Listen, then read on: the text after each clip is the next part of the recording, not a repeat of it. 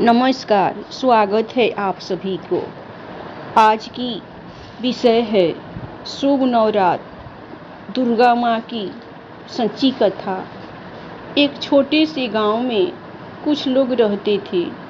सभी लोग सब्जियां, फल बेच के अपना जीवन गुजारते थे। उस में से एक चंपा बाई थी। वो अकेली रहती थी।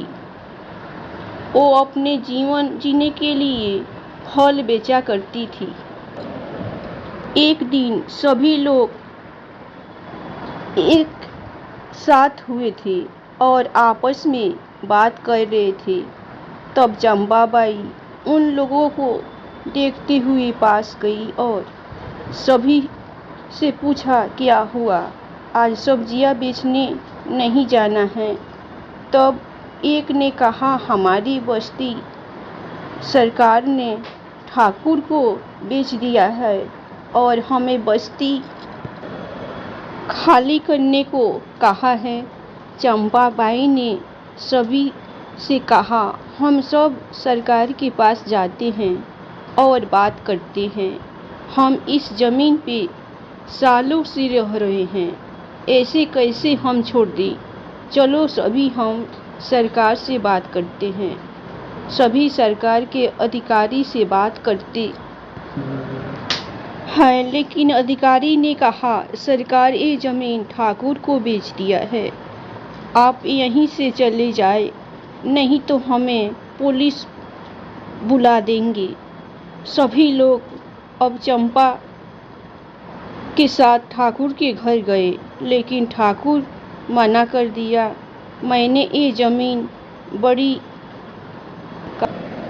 बिल्डिंग बनवाने के लिए खरीदा है, आप लोग यहीं से चले जाओ और बस्ती खाली कर दो।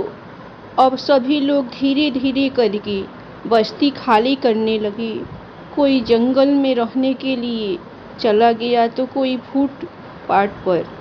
अब चंपाबाई अपना जीवन गुजार रही थी। जब फल बेच के आ रही थी तब चंपाबाई को आवाज़ सुनाई दिया, मेरी कोई मदद करो, मुझे खाना खिलाओ। चंपाबाई ने देखा तो एक बूढ़ी औरत थी। वो कई दिनों से खाना नहीं खाया था। उसका चेहरा मुरझाया हुआ था। तब चंपाबाई ने फल की टोकरी नीचे रख के कहा, आप ये फल खा लीजिए। वो बूढ़ी औरत सारे फल खा ली। चंपाबाई ने पानी की बोतल से पानी निकाला और बूढ़ी औरत को पानी दिया। बूढ़ी औरत ने चंपाबाई को दुर्गा माँ की मूर्ति दिया और कहा, आप दिन रात इस दुर्गा माँ की सेवा करना, कल से नवरात्रि शुरू हो रहा है। अब चंपाबाई मूर्ति लेके अपने घर चली गई।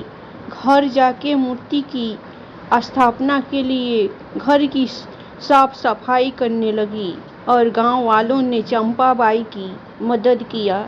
अपने घर से अच्छी तरह से दुर्गा माँ की स्थापना करके सेवा करने लगी। देखते ही देखते दिन निकल गए थे। अब तो ठाकुर बस्ती खाली करवाने के लिए आने वाला था और माँ दुर्गा का आखिरी दिन कल था। ठाकुर बस्ती में आके सभी लोगों को देख रहा था। कुछ लोगों ने बस्ती खाली कर दिया था तो कुछ लोगों ने सभी अभी तक खाली नहीं किया था। तब चंपाबाई आई। ठाकुर ने कहा, मैंने तुम्हें कहा था ना, मैं आऊँगा। आपने अभी तुरंत बस्ती खाली नहीं किया तो मैं सारी बस्ती तुड़वा दूँगा। चंपाबाई ने बस्ती बचाने के लिए कई कोशिश किया। 2 दिन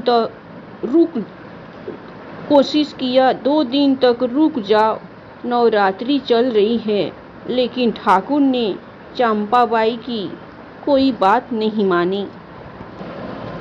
चंपाबाई रोते हुए अपने घर में चली गई।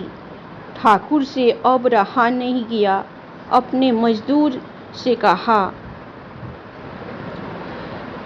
सीसीबी से घर तोड़ दो। लेकिन घर तोड़ने की बजाय जीसीबी टूट गई। अब ठाकुर को लगा ये औरत चुड़ैल लगती है, मुझे घर में जाके देखना होगा। ठाकुर घर में जाके देखता है तो चंपाबाई माँ दुर्गा के सामने बैठ के आराधना कर रही थी। ठाकुर ने अपने पैरों से चंपाबाई को मारने की कोशिश किया। तब तुरंत ही दुर्गा माँ प्रसन्न हुए और ठाकुर को कहा, मेरे तुम भक्त को मारने की कोशिश कर रहे हो। ठाकुर माँ दुर्गा को देख के पैरों में गिर जाता है। दुर्गा माँ ने ठाकुर को अच्छी तरह से समझाया था। अब ठाकुर सभी बस्ती वालों को पक्के घर बना के देता है और चंपाबाई की मृत्यु के बाद उस जगह पे माँ दुर्गा की स्थापना कर देते हैं। एक गरीब परिवार से माँ और एक बेटी थी। उन दोनों को गांव में कोई पसंद नहीं करता था। उन लोगों के पास रहने के लिए घर नहीं था, पहनने के लिए कपड़े नहीं थे, खाने के लिए अनाज नहीं था।